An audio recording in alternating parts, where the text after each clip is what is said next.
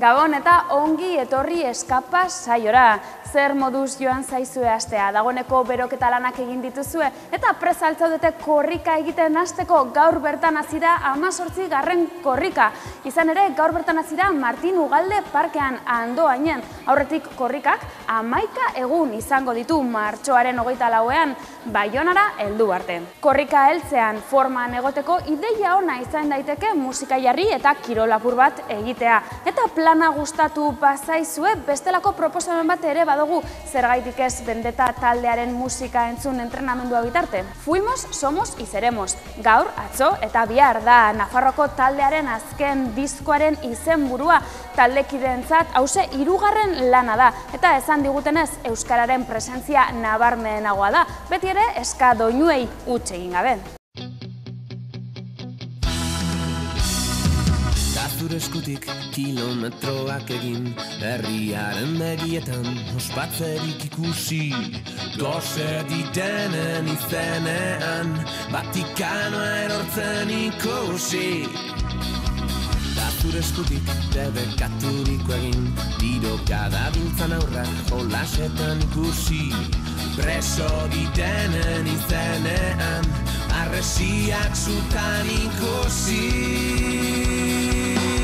Egia da, bi hilabete pare bat izan garela lasai-lasai disko horre reposatzen edo, pixka bat zabaltzen utzi dugula, eta orain hasi gara kontzertuekin, ez? Bartzelonan izan gara, Valentzian izan gara, Euskal Herrira Kalera Rock festivalaren bidez etorri gara lehen aldiz, eta harrera benetan ikaragarri izan da, ez? Lehen hitz egiten genuen bezala, benetan, ez genuen horren besterako harrera potentia, espero egia da Kalera Rocken izan ginela, baina egia da jendea hor zegoela, eta bai Bartzelonan, bai Valentzian ere, nola baiteko, berezia izan da, harrera mota ere, azken 3. disko honekin izan da, 3. disko honetako abestiak izan dira, nola baita ere, reperkusio gehien izan dutena kontzertuetan, eta hori benetan harrigarria da, 2 hilabete bakarrik dara matzanean hortik diskak.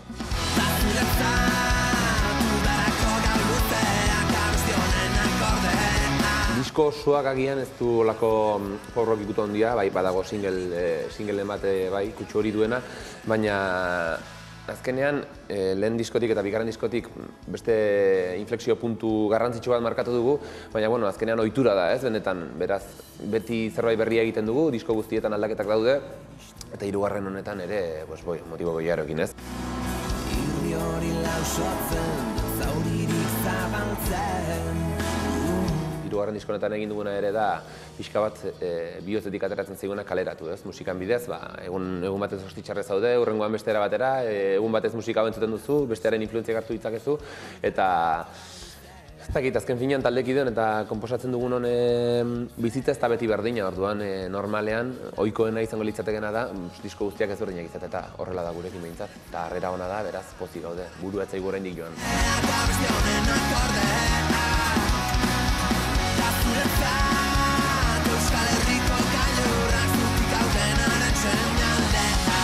Eta bestiak idatzi eta jakitea eta ikustea jendeari heltzen ari zaizkiola mezu horiek benetan ikaragarria da. Puro Infierno atera baino lehen, abestiak konposatzen ari ginen, ja. Ni behintzat etxera ailegatu diskoa grabatzen ari ginenetik eta 3. disko honetako abestiak idazten ari nintzen. Azkenean, konposaketa ez da fabrika bezalako lan bat, 8 ordu sartu eta buelta etxera. Baizik eta, azkenean bihotzak eskatzen dizunean egiten duzu, hortik ateratzen zaizuna, eta horrela izan da ere, era naturalean.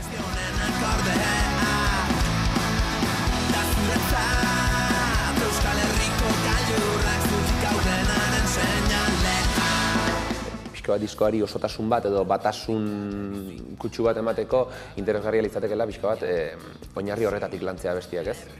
Horrela egin dugu, 3 instrumentalak horrela deitzen dira, atzo, gaur eta bihar, Fuimos, somos y seremos, eta diskoan horrela daude egituratuta ere, ez? 2 bloketan izten dute diskoa, lehenengo abestia, erdikoa eta bukaerakoa 3 instrumentalak. Badago abesti melankolikoren bat, hori ezinbestekoa da, ez? Azken finean guk geure inguruan bizi duguna egun batez melankolikoa bada edo tristea bada, hori ere hor islatzen da. Eta bai, baina diskoan denetarik dago noski, aurreko diskoetan bezala, eta hori da Vendettaren esentzia ere, ez? Denetarik egotea. Aspertu ez zara aspertuko, ze abesti bera errepikatzen diskoan zehar.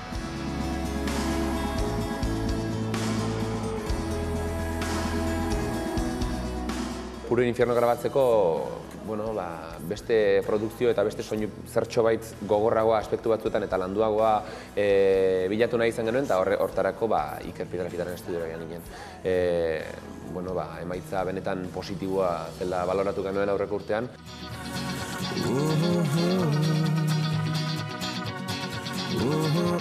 Da zure eskutik, udarako gau luzeak, udarako gau luzeak, udarako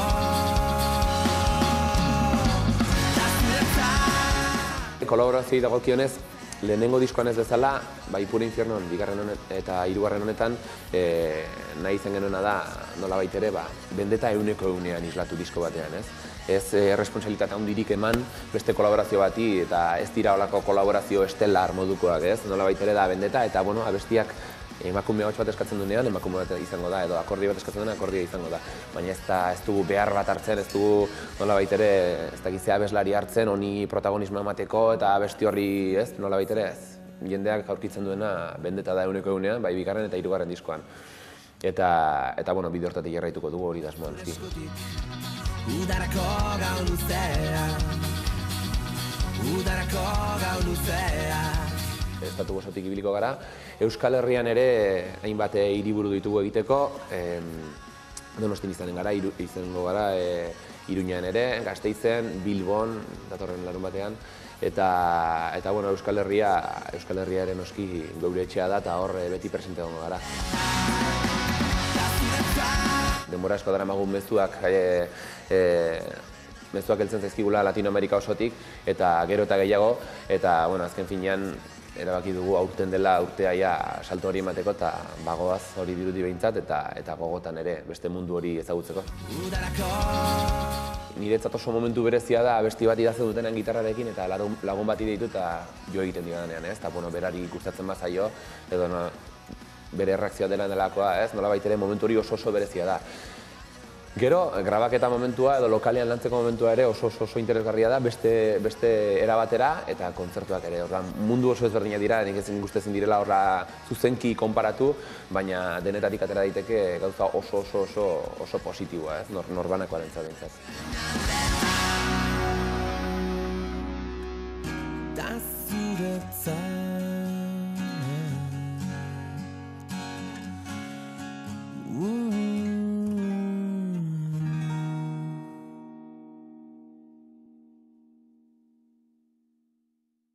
Zinema estreinaldiei begira jarriko gara jarraian. Aste honetan 4 proposamen dauzkagu. Estatu Batuetatik 2 lan etorri zaizkigu, Britainia Handitik beste bat, eta azkena Argentinatik. Eta pelikulen jatorria anitza bada, horrela da ere lantzen dituzten gaiak. Aste honetan 2 libururen egokitzapenak dauzkagu. Estatu Batuetako unibertsitateaz hitz egiten digun 3. lan bat, eta azkena alkoholismoaren gai latza jorratzen duen lana.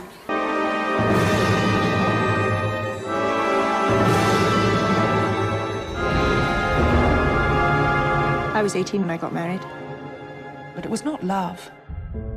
Your husband is a saint, and we must all cherish him for Russia's sake. Estreinaldi ugari datorskigu ostiralerako, eta lehenik eta behin literatura unibertsalaren klasiko batekin goaz. Leon Tolstoik idatzitako Ana Karenina beste behin pantailan dira egokitu baita. Anitzak izan dira azken hamarkadetan liburu errusiarraren egokitzapenak, zinema zein telebistan. I must warn you about something. Warn me. You may, by indiscretion, give the world occasion to talk about you.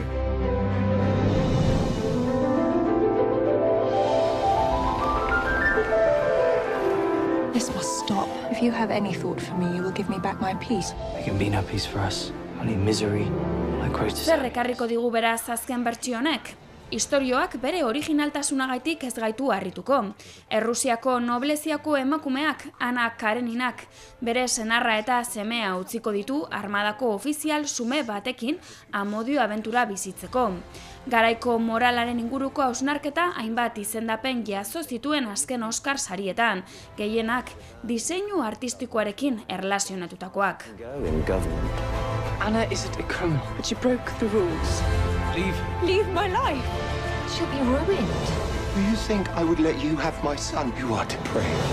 A woman without honor. And this is what you want. Do you know what you want?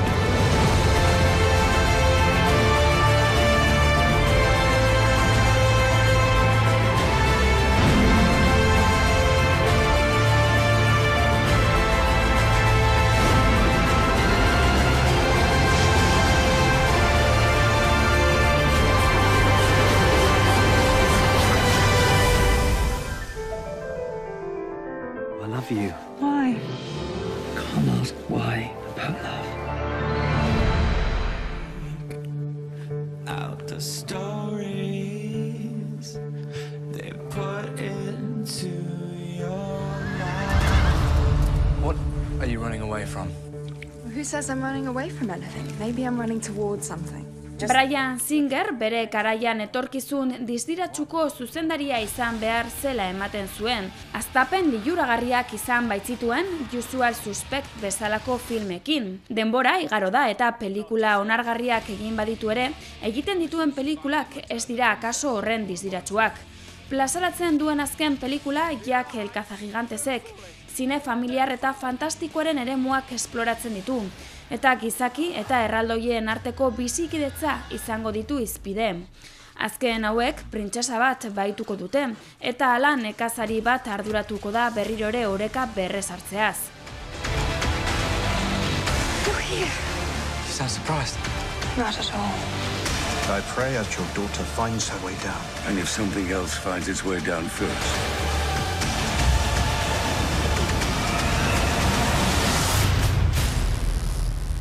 It's good to be back.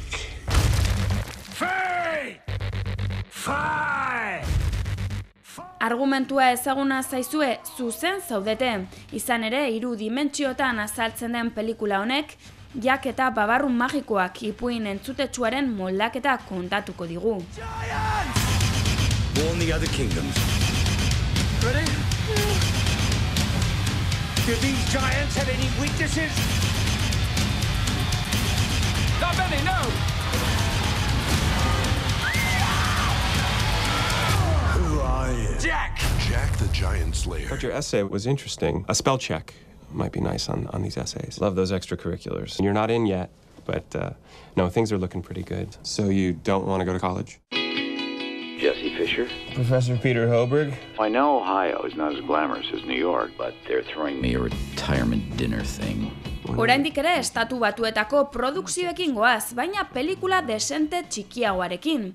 Komediaren eremuan ezarriko genuke ziur asko Amor y Letras filma. Josh Radnor zuzendariaren eskutik datorkiguna. Calls. Oh, hey. What, was that Professor Fairfield? Yeah. She was like the best teacher I had here. She was like the second best teacher I had here. Jesse, this is my daughter, Zibby. Hey. Hi. She's a sophomore. What was your major? I was English with a minor in history. Radnorren pelikulak unibertsitate irakasle baten eta bere ikasle baten arteko maitasun istorioa kontatzen digu. Horrela, estatu batuetako gizartearen inguruko hausnarketa izango da pelikularen ardatz. Horretarako, unibertsitate amerikarren estenatokia baliatuz. Did you think this was like a romantic thing? Just kidding. We connect really well, don't you think? I just can't figure out if it's because you're advanced or because I'm stunted. Because I'm advanced. What the hell are you doing? I don't know. Nobody feels like an adult. It's the world's dirty secret. I never met anyone that I trusted until now. I'm 35. It doesn't bother me. Well, it bothers me. My advice to you is put some armor around that gooey little heart of yours.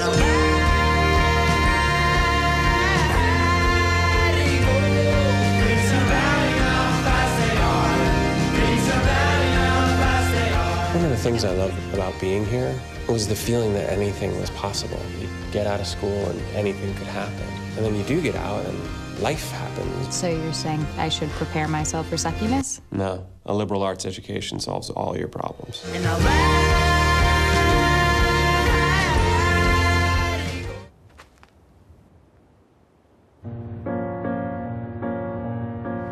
Where acá por la zona la primera vez que conoce, ¿no? Sí, primera vez. Llegó el momento de cambiar de vida. Empezar de vuelta. Muy buena esta, ¿eh? ¿Este es el río que usted trajo para pescar? ¿Los tiburones? Buenas tardes, estará Ana. Eta bukatzeko Amerikako kontinentean geratuko gara, baina apur bat hegoalderago. Hain zuzen ere, Argentinara egingo dugu bidaia. Carlos Sorin zuzendariaren unibertsoan sartzeko aukera izango baitugu Días de Pesca filmarekin. Zuzendariarengan ohikoa den bezala, iraganaren inguruko iruzkina jasoko du pelikulak. Izan ere, alkoholizaturik bizi den gizonak bizitzari bira egina izango dio, eta horrela arrantza egiten hasiko da. Horrela, Patagoniara ingo du bidaia, marrazo arrantza egunak baitira, eta batez ere, urtetan zehar ikusi ez duen alaba bertan bizi delako. Drama boteretsuen testu inguruan egoki mugitzen dakiela sarritan erakutsi digu Sorin zuzendariak, eta pelikula hontan Patagoniako paraje ederrak ere bidaia lagun izango ditu.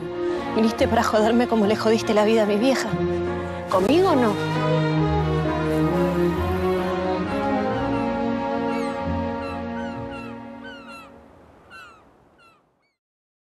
Eman euskara elkarri da aurtengo korrikaren kantaren leloa, eta lelo hori hartuta hasi dira dagoeneko korrikaren aldeko lehenengo urratsak ematen.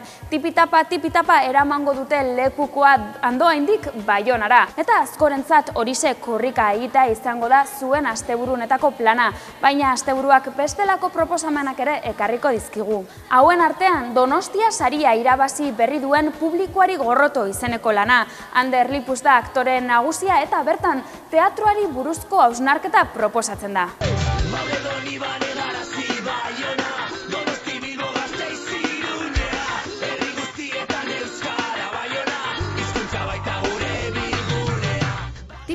Tipitapa eman ditu dagoeneko korrikak bere lehen urratsak. Martin Ugalde parketik abiatu da euskararen aldeko lasterketa. Andoaingo Kultur Parkean euskalgintzan ari diren 12 enpresetako kidek egin dute lehen kilometroa. Bigarren kilometroa ordea Irrien Lagunak taldeko kideek egin dute. 18. korrikaren hasierarako Andoainen egun osoko egitaraua prestatu dute. Korrika txikia Trikipoteo kalejira, batukada eta iluntzean kontzertua.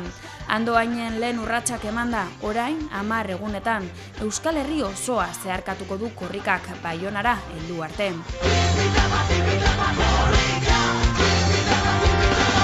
Hemen euskaldun izatea bezalako dudarik ez da.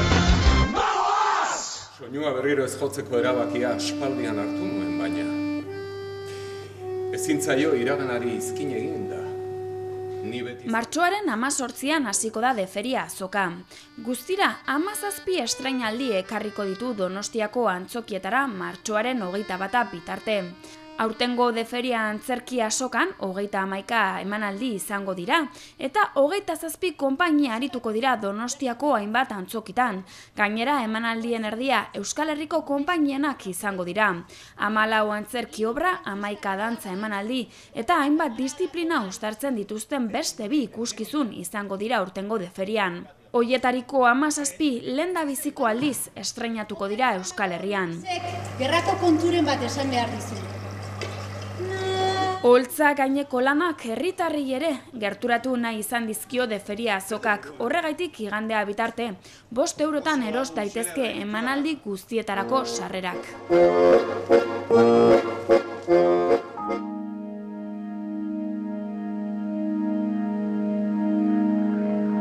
Dena dela, Donostiatik kanpo, antzokietan ondo pasatzeko aukera izango da.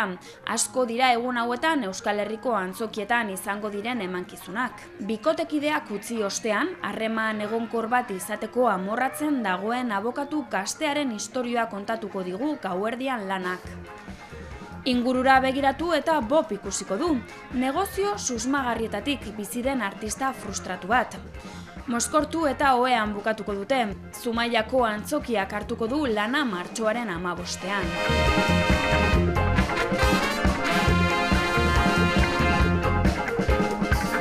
Bodologuak lanean berriz, gaur egungo gai desberdinak astinduko dituzte bakarrizketa naiz elkarrizketa bitartez. Euskalduna izatearen buruko minak, Elizaren mundu zoragarria, gure elkarte gastronomikoak, Euskaldunon oporrak, opari eta detaileak, etxeko animalien jantziak, Euskaldunok eta teknologia, eta beste gai batzuk jorratuko dituzte, baina hori bai, beti umorea oinarritzat hartuta, barre egina izan ezkero, Ermuan izango duzu aukera bihar bertan.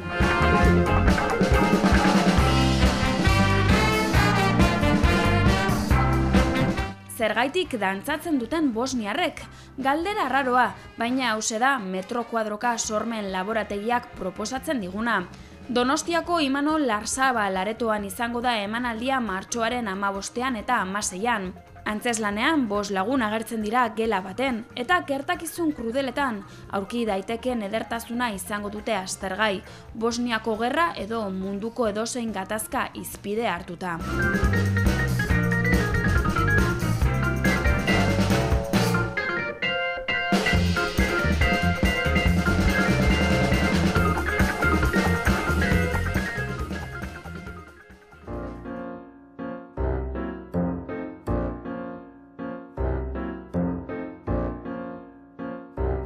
Gaia asko aldatu gabe, publikoari gorroto lanak Donostia saria irabazi berri duela aurreratuko dizuegu.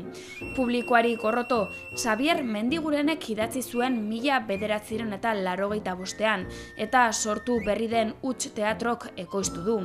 Ander Lipus da antzesle nagusia, eta Iñaki Ziarrusta eta Miren Tirapuk osatzen dute aktore taldea.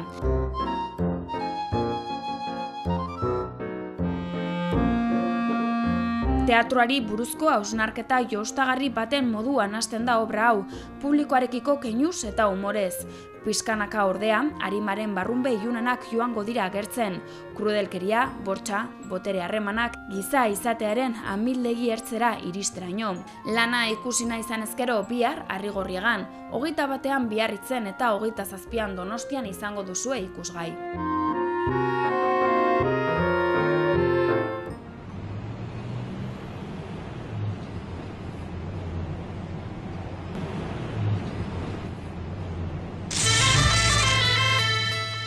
Abel Enbeitak jarriko dio txapela larunbatean Arabako irabazleari. 2013ko Arabako bertsolari txapelketaren finalean izango da hau. Larunbatean arratsaldeko 5:00 hasita, Gasteizeko printzipal antzokian. Nafarroako finala berriz martxoaren 23an jokatuko da Iruñako Anaitasuna kiroldegian. Arratsaldeko 5:00 hasita. Favoritoak favorito, lehia latza ikusiko dugu bi finaletan, beraz, onenak irabaz dezala. 2013ko Arabako bertsolari txapelketa. Lotu gurekin!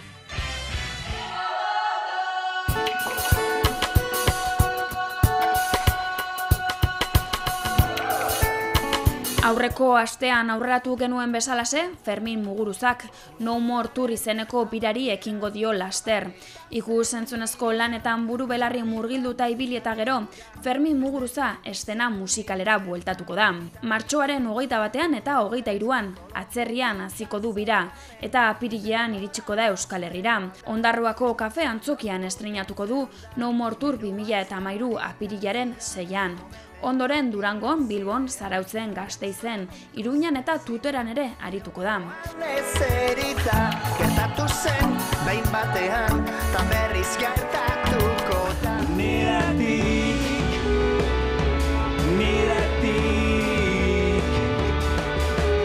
norbetan dinetzaken, niretik. Eta berrikuntzak aipatzen hasita ezin albo batera utzi Gariren azken lana. Labetik atera berri da, ez da amaiera izenekoa. Bakarkako ibilbideari ekin zionetik, 7. lana osatu du Gari. Betiko ahots sentzualagaz, baina sonoritate mailako berrikuntzekin dator Gari. Sonoritatea bera da sorpresarik handiena esan duenez.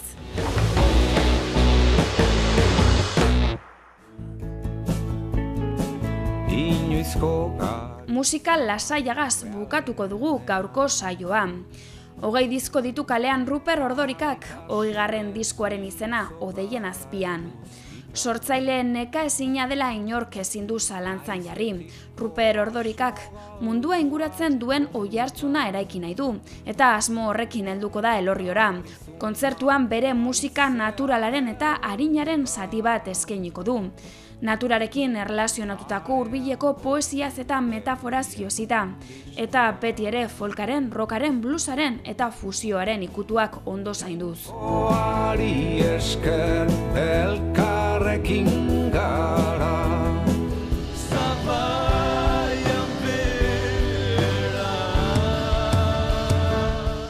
Mikel Urdangarin abeslariarentzat gaurko azken hitzak.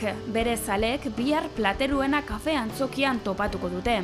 12. diskoa du kalean Mikelek Azula izeneko lana. Mikel Urdangarinek bestelako soinua lortu nahi izan du lan honetan, Koldo Uriarte eta Angel Zelada musikarien laguntzaz. Intentsitateak eta euskortasunak markatutako lana da Azula. Eta izen bereko kanta, Azula kanta da bihotza. Azula zen nire kolorerik gustokoena nerabezaroan aitortu du Mikelek. Besterik ez, ondo sentiarazten ninduen lasai.